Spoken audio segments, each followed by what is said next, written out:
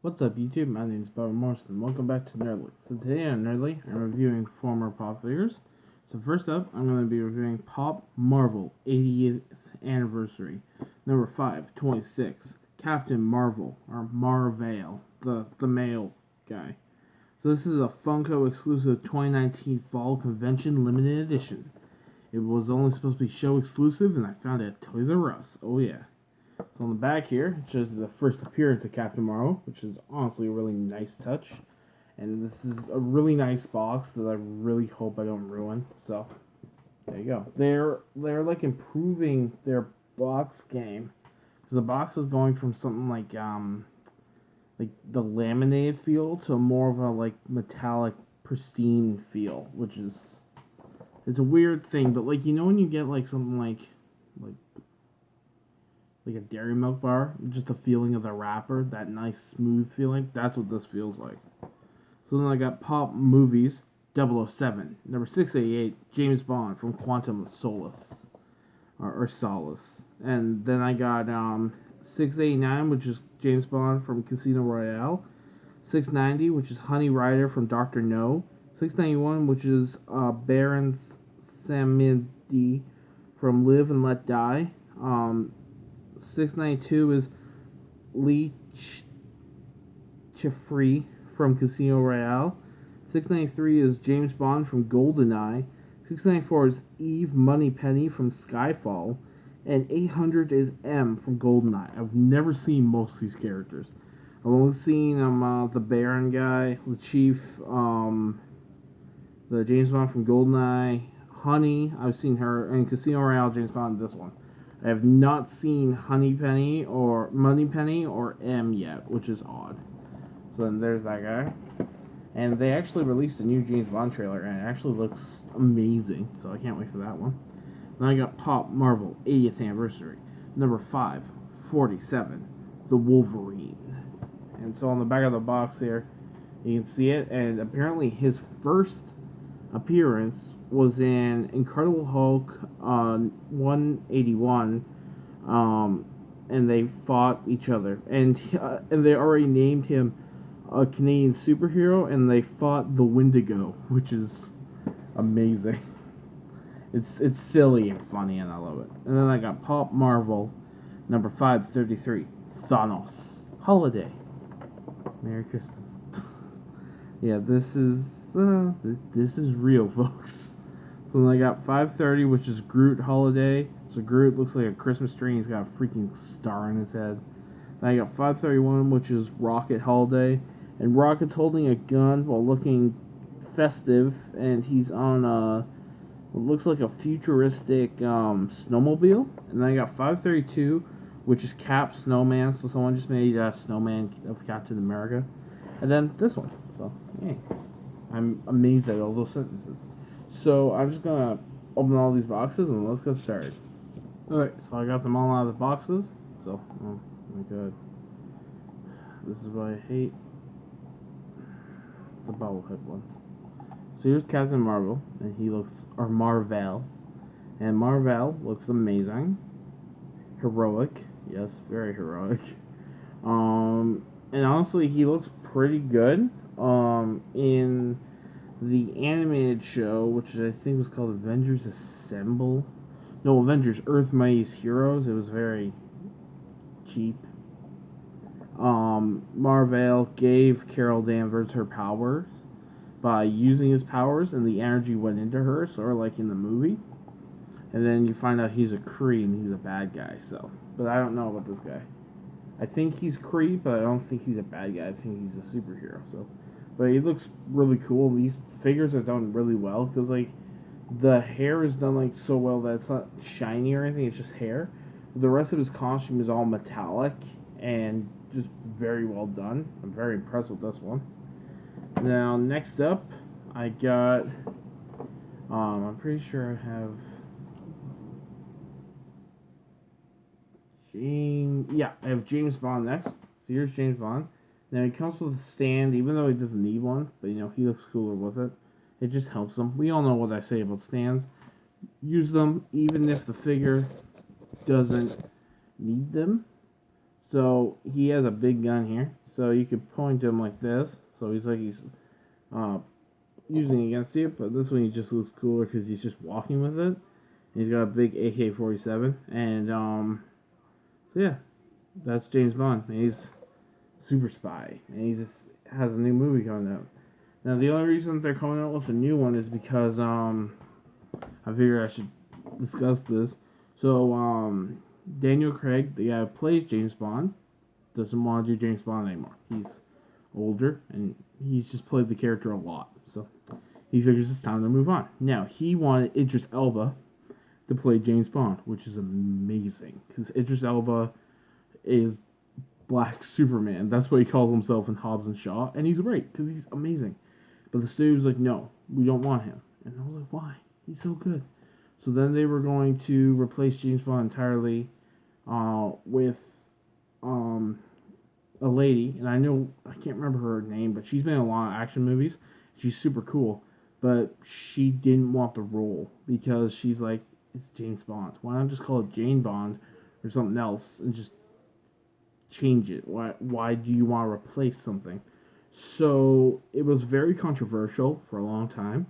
And then the new movie trailer came out. It was Daniel Craig, and he said he was going to play James Bond again. And hopefully this time he would be able to convince the movie studio to allow him to do Idris Elba.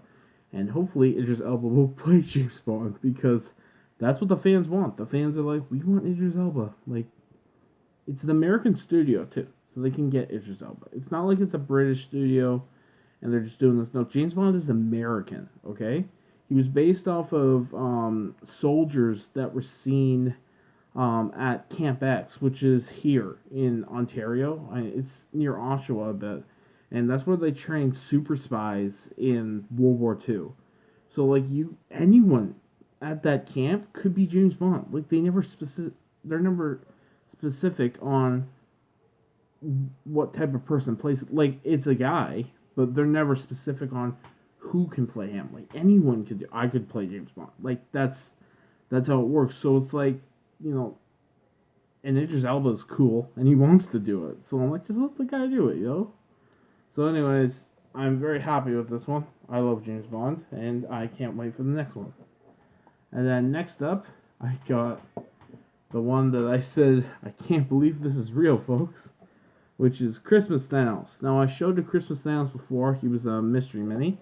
This guy is massive. Like, he's bigger than my cinematic universe Thanos, and he's comic accurate, which I enjoy. It's one thing. His gauntlet shouldn't be on this hand.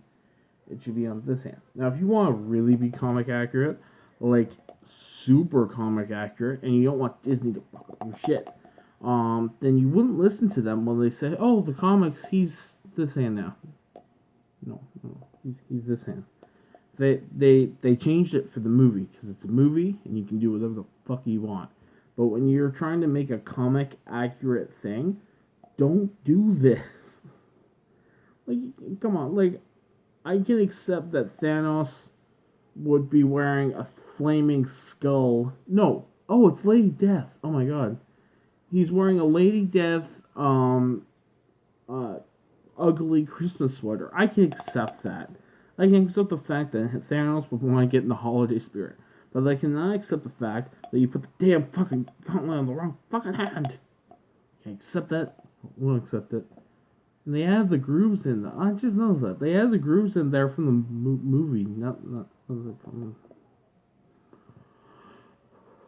just want comic accuracy. Like, if you can make 80th anniversary figures that are comic fucking accurate, then you can make comic accuracy here. But,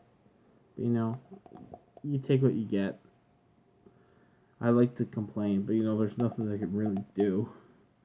But yeah, if you never knew that in the comics, it was on this hand.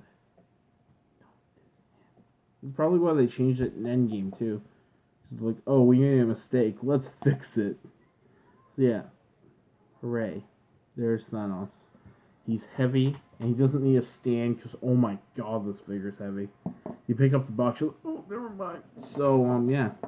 And then last but not least, I got Wolverine, which I was most excited about. There's his claws. His claws look very odd. That's my only nitpick with this one. The whole entire costume is great. I missed the costume during the X-Men movies. I wish he had the costume because the costume is beautiful.